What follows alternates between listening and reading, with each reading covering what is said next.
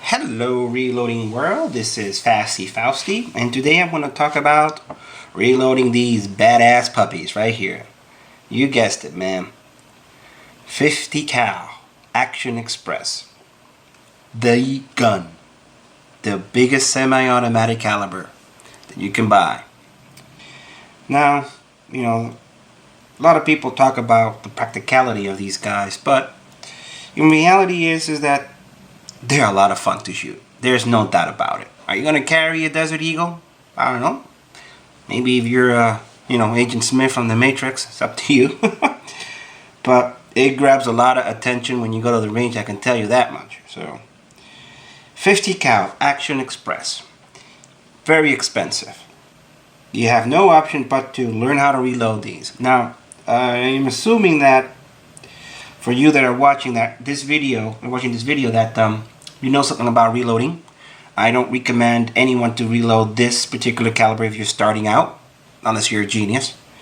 I am assuming also that you know something about reloading, and I said that again, and I take no responsibility whatsoever with what I do. It makes me feel comfortable when I go to the range when reloading and shooting the 50 cal. There's a lot of videos out there right now, and a lot of folks tend to show how to make a big fireball or this and that. That's all great. I'm just gonna make a video and show you what I do to be able to load this puppy and be safe about it and have a lot of fun and save some money. So here it goes. Okay, so Fasty Fausty here again. This is one of the cutting sessions. And I'm not going to get into the cleaning, and that's a different video. I'm just going to talk about what do I use when reloading the 50 cal. Well, basically here I have a lead turret press, which I think is ideal. And don't know much about the progressives. I don't think you can get the dies for 50 cal, but I don't know whether you can get the plate. I wouldn't ever recommend anybody reloading with a 50 cal with a progressive. And the reason why is because of this thing right here. As you can see, I charge manually. And that is because the 50 cal is, you're talking about excessive 25 grains. I mean, it's a lot of powder. You really gotta be careful when reloading these guys, because I've seen a lot of people get hurt, destroy their guns, crack the brass. What I recommend is this guy right here. Is an outer accurate Hornady dispenser, and it is accurate. My loading formula is 27.5. Using these puppies right here, this is 350 grams there of from berries. Let me show you. There they go. That's what these are. They work really well to shoot paper, and they're relatively cheap. So if you just want to practice rounds, they're okay. The accuracy is really good at 10 yards, deadly accurate. Again, though, this is my formula. I keep these little stickers here because I also reload from Spear, and I write these down right on the press so that I can remember. And here it is, 350 to 27.5 primer, large pistol, and overall 1.58. Always watch. Never go higher than 1.58 and don't go lower than 1.53, because otherwise you have jamming issues or you have battery problems too. So always watch out for your overall length. Use a pair of calipers to always check every 50 or 20, whichever makes you feel comfortable. My preference is less than 1.58. It seems to be works really well. I don't have any jams. And at 350 grams the bullet, I load up 27.5 grains, and it works really well. One of the methods that I use to check is, as you all know, this is the barrel of a Desert Eagle. My favorite thing to do is that I always like to grab a couple of these once I'm done, even though I test them. I make sure that they battery okay. As you can see that, it comes out beautifully. I don't have a problem with that. That assures me that they're not going to get stuck in the chamber because I did something wrong, or maybe something is wrong with the brass. No. This is the ultimate test that that is going to be good for you, and that you're not going to have a problem with feeding, and it's something that I recommend. I have a couple of barrels that I use, so I just keep this one hanging around, you know, just for testing. It's super important because this is a big caliber. It's also, believe it or not, you need to be very precise in the methodology that you use when loading these guys, because it can be, you know, you could have an accident, and it's, you know, we don't want anybody to get hurt. Again, this is something that I like to do. It's your preference on how you want to do it. Getting back to the equipment, I'm using the Lee dies, which is the powder feed through die. This is the crimp Cedar die, and this guy is the forming and the decapping die. This guy is the RCBS. Now I'm going to explain to you why I have an RCBS here. For all your Lee loaders there that are faithfully Lee loaders, as you are aware, this one right here, which is the Cedar crimper die, really sucks. It sucks. Come on, guys, it really does. You know it. It's horrible. It's horrible. I have it here. It's for seating purposes. I don't push it all the way in. And I'm using the RCBS Tapper C Cedar die for 50 Action Express, which is this guy right here. This does an excellent job on putting a nice little crimp. You see that, how it actually tapers off at the end there? That's that die.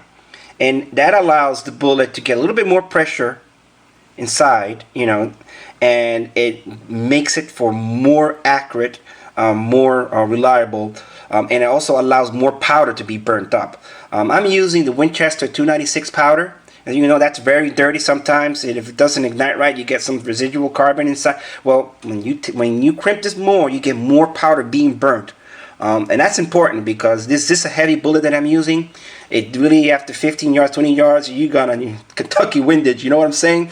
But it's one of those things that it's very important too, because you don't want this to be moving up and down, as particularly when you're loading it into your mags and stuff. So RCBS, Tapper C Cedar die, excellent. That's what I use.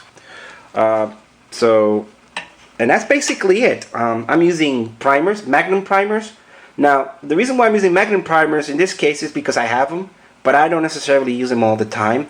I don't like them. They really scorch the insides of the pocket there, or of the primer pocket. A lot of folks say that you got to use Magnum Primers. I use most of the time, this is not just large pistol primers by CCI. They work really well, good with 296.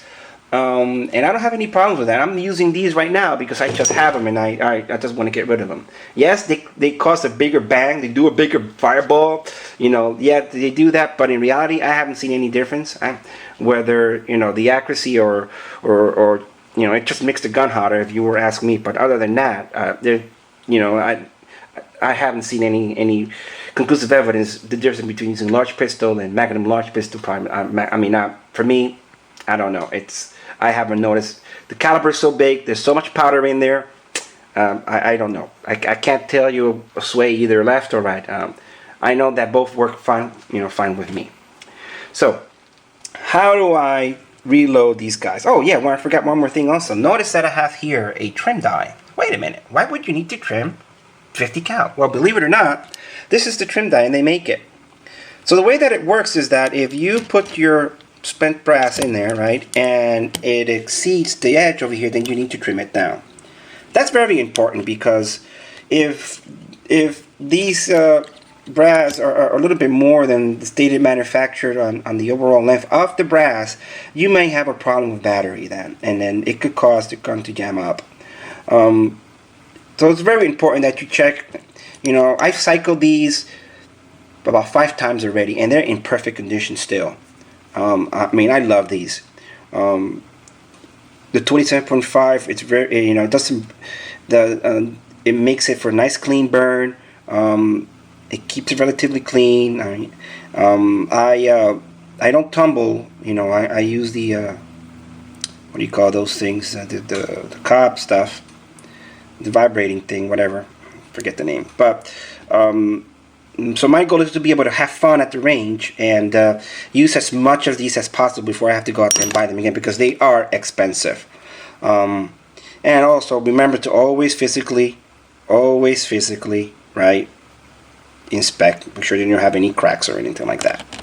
Alright, so how do I reload? Well, basically it's very simple. I use the turret press, and what I like to do is, and this is just a little trick that I have, is I like to use a little bit of the Remy oil, right, and I put it into the swab a little bit, right, and I just do a little bit like this to it. What that allows me to do is that permits me to be able to, you know, put the primer in a little bit much more easier without having to have that much force, which is a good thing, because after you load 100, I mean, your hand really gets tired. So basically what I do is I just do this and you know, load the primer. As you can see, it's already there, and then I just, you know, press in, and that's it. And then, you know, we got already loaded, nice and flat. Make sure that it's nice and flat.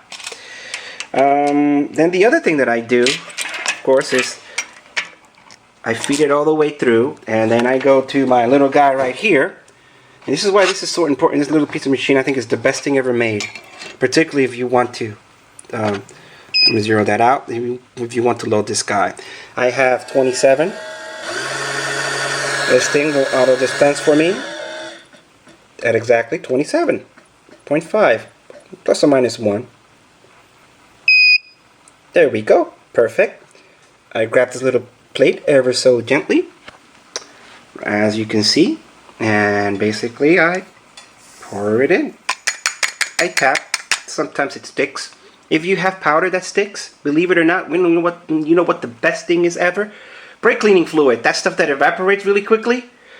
I like to spray it. When I see the powder get stick, I spray that stuff there. It evaporates. It keeps it grease free, and the powder flows right into, you know, the cartridge without an issue. The brass, it's beautiful. Brake cleaning fluid, folks. It works. I wouldn't mix the powder with the brake cleaning fluid, and I wouldn't do that. But if you really want to clean your dies, particularly those that have that touches powder, brake cleaning fluid, man, it works really well. It's something that it's one of those little tricks that I've learned with the trade, you know. I love it. Okay, so then the next thing that I do is, as you can see, this is my, and I hate this die, the bullet Cedar die. And of course, this is a manual process. And there's the thing in there, right? And I push down on it, going like that. There is my bullet. Now this, and then it comes the Tapper Cedar die, and that goes in all the way, and I'm done. I got 150 cal ready to go. Notice the tapper, how it squeezed there right at the front. I love that, because that makes it seated. It seats the bullet really well. Well, it didn't seat the bullet, but it just crimps and holds the bullet really well, and it gives you that nice smooth edge here, which I really like. It's also one of those things that makes for better shooting.